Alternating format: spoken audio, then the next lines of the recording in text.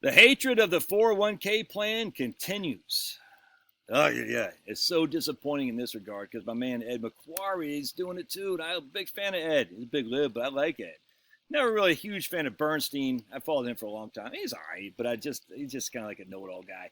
He's one of those guys that seems to me he wants to be like one of those futurists, like a deep thinker kind of guy, like Rick Edelman is trying to be. I just like, ugh. I like McQuarrie though. McQuarrie crushes. I've interviewed him. He's a big lib. I'm sure he's frustrated because Trump won, but I like him. I think he's a good guy.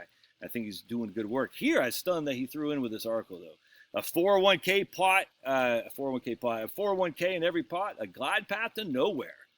And they're quoting this sociologist at Eastern Connecticut State University who thought his retirement was well funded, but as sociologists are wont to do, he did some math. And if you think sociologists, if you think economists are bad with their physics envy, you should see sociologists. Is there any right-wing sociologists on any main college campus? I don't think so. Sociology, just get them out of there. Ban those freaking departments. They're silly. The point being is I had a guy, actually funny, the other day on my kid's graduation party, I had a physicist up here.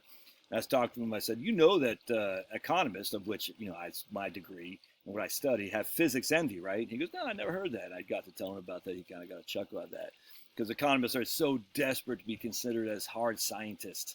That's why I have those stupid math numbers and equations. And I emailed this math guy. He's a very well-known math guy. I said, hey, look at this economist white paper. He goes, man, they didn't have to waste all the ink with all that stupid math. They could have just done it in the first chart. They didn't have to waste all the time. But he said, I guess they're trying to make themselves look formidable. I said, yeah. Because physicists have math envy. Economists have physics envy. Sociologists probably have economist envy. I don't know. But anyway, they're all just dumb. All right, I'm being a little bit hyperbolic there. Relax. Anyway, so this guy says, to his alarm, he found that his planned savings combined with his Social Security would replace only slightly less than half his final salary. And he even created something, the Connecticut Committee for Equity in Retirement, to deal with that, to force people back to defined benefit plans. Because there's something liberals hate more, is you having choices. They don't like you having a choice. They want it to be top down. We, the educated elite, are going to tell you how to retire, and we're going to tell you when. How dare you use your 401k to start a business if we haven't approved it? We haven't blessed you, son. The 401k plans they hate the voucher plans. They hate Medicare Advantage. They hate the GI Bill, liberals do, because it gives you the opportunity to choose for yourself, and they don't want choice. They want to be the leaders that tell you how to live. All these academics. Anyway, let's keep going. Let's see here. Unfortunately, the Employee Benefit Research Institute said the mean 401k balance for people over 60 was about $312,000, but that's just the average. If we look at the median 401k balance, according to Fidelity and Vanguard, it's about $100,000. Okay, well, is that actually true? I mean, maybe, because a 401k, what do a lot of people do when they get over 60 with their 401ks? What do they do with those plans? Oh, they roll them into IRAs. Shocking, huh? Or they might have 2 or 3 different 401k plans. What? Anyway, so if we're just using that, we'll say the median 401k balance is $100,000, which is silly, but let's just run with it. I mean, you can look at this Survey of Consumer Finances right here, retirement accounts. The median balance for people of 55 to 74 is about roughly $200,000. But that's the median balance for people who actually have one. And only about 55% of the people actually have one. So you could say the median balance for retirement accounts, and I'm not sure if that's all inclusive of the IRAs or 401ks, is about, what's that, about $135,000 or so. And those are people 55 to 74. We add 75 years old is less. Why? Because they're spending down the assets. All right, not a big deal. We can even look at the right here. This is defined benefit pension entitlements by wealth percentage. The bottom 50% of America have about $500 billion in defined benefit pension entitlements. All right. On top of that, defined contribution pension, and this is from the Distribution of Household Wealth as updated 2024. They have 2.68 trillion. So between the defined benefit and that, they got about $1.25 trillion. That's the bottom 50% of the United States. $1.25 trillion in defined benefit and defined contribution. What are those things that exclude, though? Brokerage accounts, CDs, bank accounts, things of that nature, money markets. All right. These results align, the negative stuff, with Boston College's Center for Retirement Research, their stupid National Retirement Risk Index, which I've destroyed many times. I'm not going to do it here. Let's see. Are DC plans, defined contribution 401k plans, all that great? Interesting. Right here. Let's start with a simple assumption of a 30-year working career during which the saver invests in a portfolio dominated by stocks, followed by a 30-year retirement dominated by safe assets. In fact, they're saying she. They always got to say she. Liberals can never say he. They always got to show, no, we're down with the feminism, she, as they're pushing men to play women's sports. Weird. The below table deploys a simple straight line amortization formula to compute the rate of return necessary during the 30-year working career to fund retirement. What does fund retirement mean exactly there? Huh? Let's take a look. The worker with an inflation-adjusted $6,000 a month salary saves $600 a month. That's 10%. They're saying here. So they're saying, I had to change because I ran out of juice on my computer, so I had to change backgrounds. If his retirement portfolio, he's spending $5,400 a month in monthly consumption. He must earn an 11.7% real return net of inflation during accumulation if his retirement portfolio is going to be used to purchase tips ladders yielding 0%. Interesting. If she's lucky enough to earn current 2% tips rate, she only needs 10.4. I don't even care about that. What I care about is how much does she need to fund retirement. They're saying she needs $5,400 a month and consumption money because she was making $6,000 a month while she was working. That means she needs a 90% post-retirement income.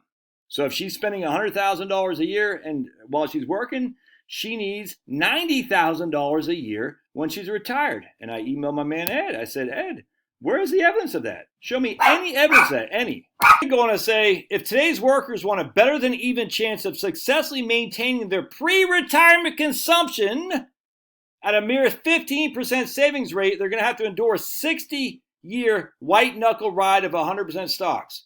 Why would any retiree need a pre-retirement retiree have the same consumption as when they're working?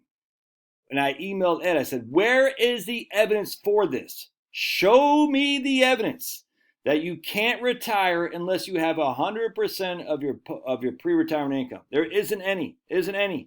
Crazy. Right here. It's important to point out that if you got there where you can successfully retire is because you have at least carefully chosen your parents, i.e. you've been helped along the line. Alternatives, and they don't want to, and I'm surprised Ed, he said, no, we don't want to add bonds to this because bonds are, I don't even care the investment portfolio. I just you're scaring people that they can't retire in the 401k on flawed numbers. 4% rule is first and foremost. On top of that, you need 100% of your pre-retirement income in retirement. It's just this flawed logic, and the evidence just isn't there. Of course, alternative solutions are what? Defined benefit plans or more Social Security. With its funding, its funding stream, because they say pensions before, they don't give you an inflation adjustment on your pensions or annuities, so we should do Social Security. While its funding stream needs repair, it remains a gold standard defined benefit model. It does? It does? I mean, 100%. We should fix and fund Social Security. I got no qualm with that. But don't sit there and say 401k is bad, Social Security is good, when Social Security is just as broke as everything else out there. The one thing that's not been proven broke is what? Well, for the time being, Social Security, but your 401k plan. Why? Because your 401k plan is yours. You can do whatever you want with it. Yeah, some people can lose all their money because they invested in stupid stuff. A lot of people did not. Well, they just got lucky. Okay. But it's better to be lucky than good sometimes. I'll tell you right now, what these guys are arguing is not even good. It's not based on any evidence at all. It's fear-mongering. It ticks me off, dude. And I find it weird that they're saying the gold standard of defined benefit plans is Social Security. What? It has a inflation-adjusted payouts near zero credit risk and administrative expense of about 60 basis points. All right, that's not cheap, dudes.